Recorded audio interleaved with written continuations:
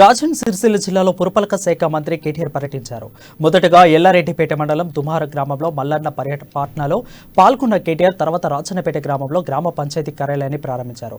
అదే గ్రామానికి చెందిన ప్రభుత్వ పాఠశాలను మన ఊరు మనబడి కార్యక్రమంలో భాగంగా అభివృద్ధి చేస్తామని చెప్పారు. పాఠశాలకు అదనపు తరగతి గదులు, మౌలిక సదుపాయాల కోసం 33 లక్షల రూపాయల నిధులు మంజూరు చేస్తామని హామీ ఇచ్చారు.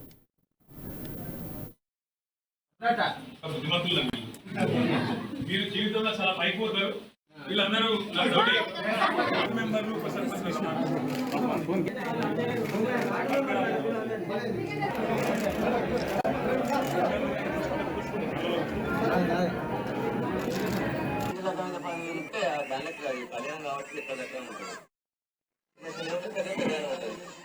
మంత్రివర్యులు మరొక 2-3 నిమిషాల్లో మన ఆలయ ప్రాణాలకు వస్తున్నారు. దయచేసి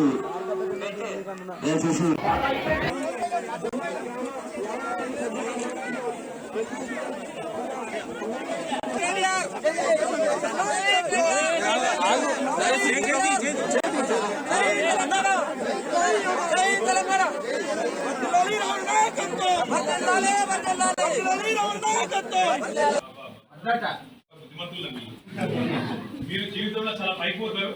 వీళ్ళందరూ మెంబర్లు